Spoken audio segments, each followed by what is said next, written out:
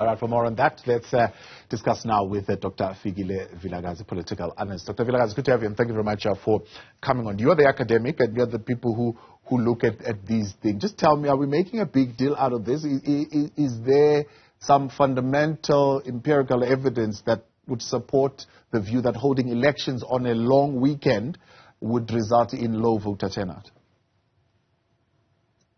Good evening, Thabo, and to viewers at home. Yes, there are some concerns. I mean, if you look at the voting patterns in South Africa, people do all kinds of things over the weekend. It's issues of accessibility to the voting stations. It's issues of employment as well. Many times, what we do as South Africans during the week, if you are working, you tend to take the weekend to sort of, run your own errands. So chances are that if you have an election on a Friday, you are likely not to get people drawn into them. But if you have them in the week and people then are given time off from work to just focus on voting, we have seen in the past that it does actually work to the favor of being able to attract as many voters as possible. So I tend to sort of understand the concern that the IFP has in that regard.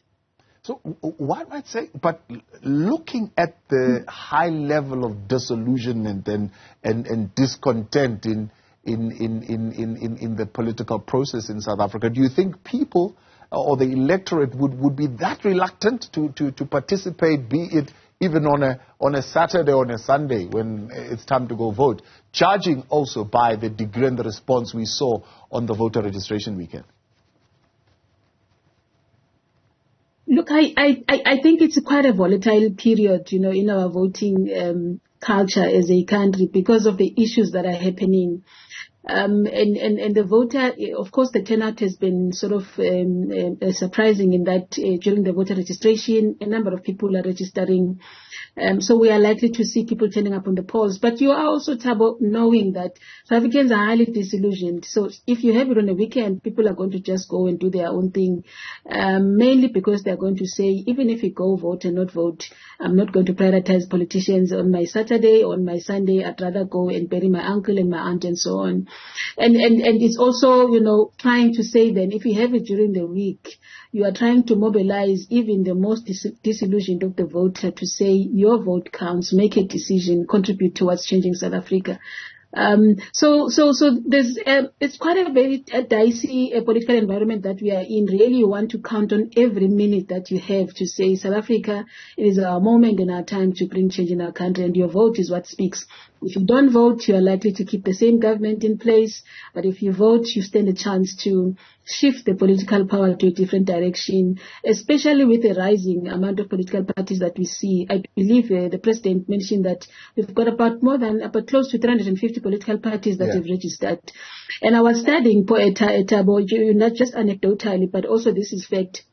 If you look at the seats in parliament, we've got now 230 ANC members over, for a total of 400 seats. So honestly, to unseat the ANC or to just shift the power balance in parliament, you just need to really get more seats, like 35 seats.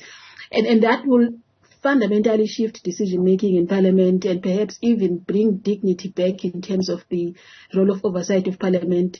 So I think that's the messaging that I would say and advise to political parties that are rising to say that's the kind of messaging that we need to send to a citizen on the ground to say your vote matters. It's not just a number, but it also shifts the power of decision-making, which has stifled service delivery for the last 30 years. So the ANC is only in majority now by about 31 seats. From in 2019 elections. Yeah.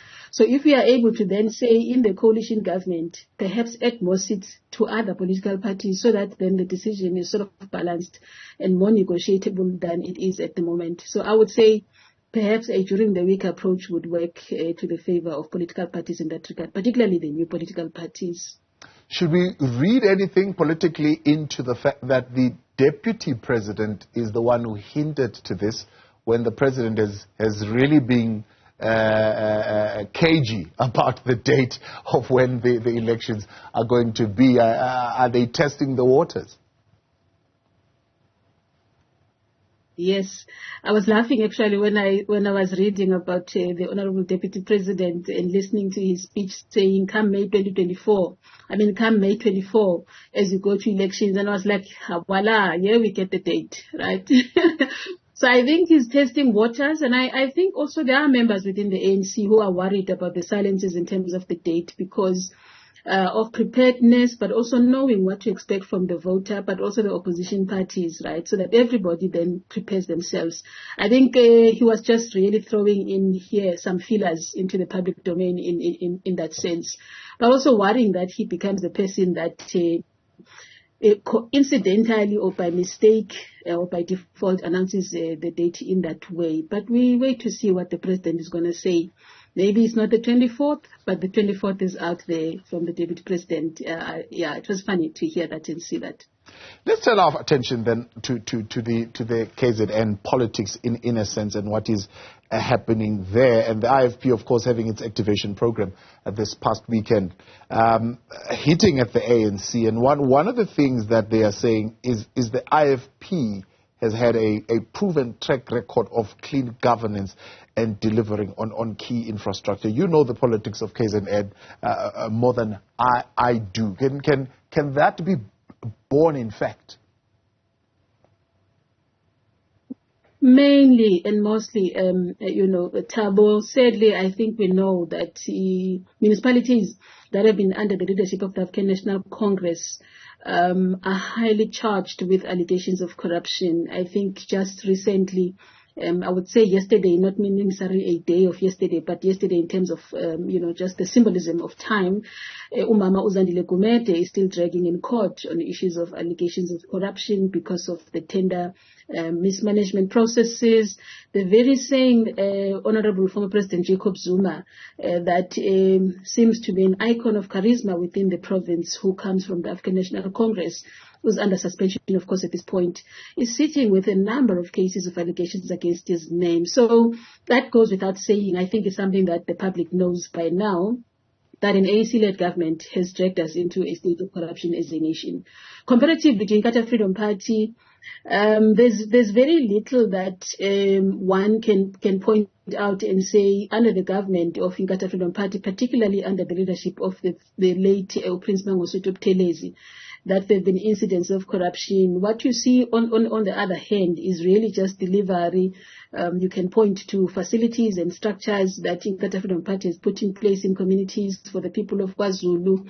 In certain, demarcations like Ulundi, Inkatha Freedom Party has done amazing work, for providing houses, providing land to the people of KwaZulu-Natal, accessibility to farming, cows and cattle and goats, but also just in terms of education. We know there's Mangosuthu Buthelezi in KwaZulu-Natal. So there's many things that one can point out and say Inkatha Freedom Party has put people of KwaZulu-Natal at the center of its heart.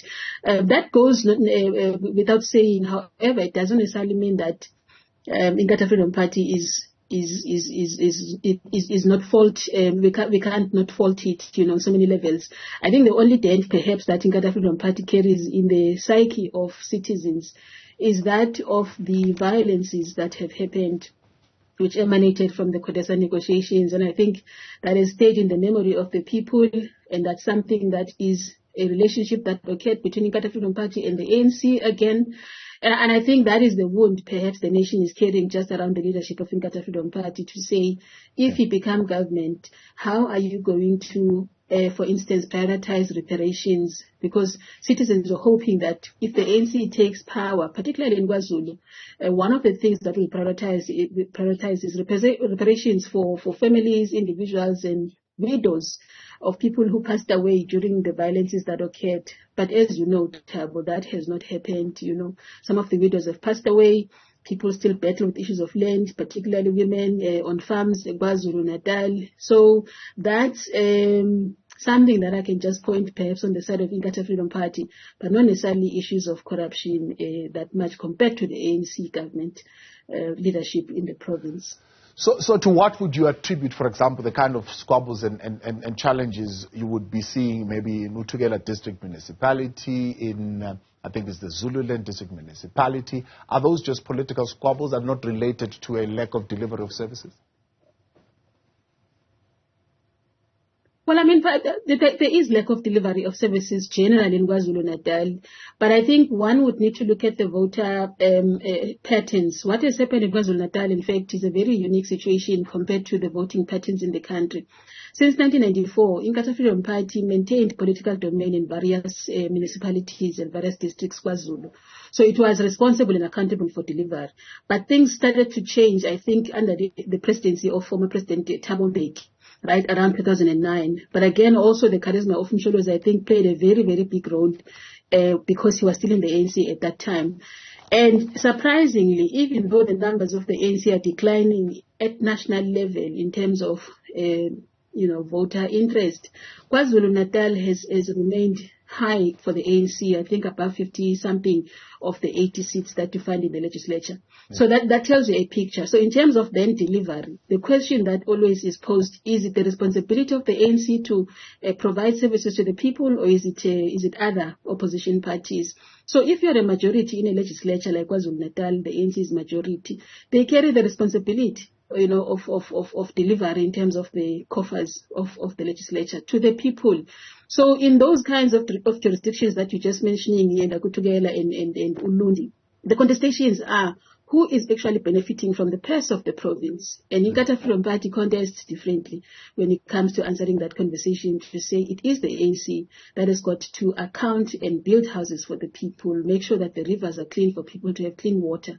KwaZulu-Natal is really a province that is struggling for people to just have accessibility in water. There are no taps in majority of houses. Yeah. So it's that kind of a situation. It's a dicey one. And again, I think even though there's a ruling party, the opposition has got a role. I think we must admit that maybe they both need to take responsibility and not necessarily throw the towel at one party against the other. And we also have to question the role of the opposition.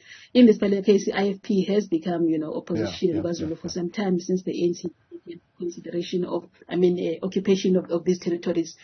I think Dr. Fikile, I'm completely out of time, and unfortunately we're going to have to leave it there for this evening. That's Dr. Fikile Vilakazi there. We'll wrap it up with some more of your WhatsApp messages in a moment. Stay with us.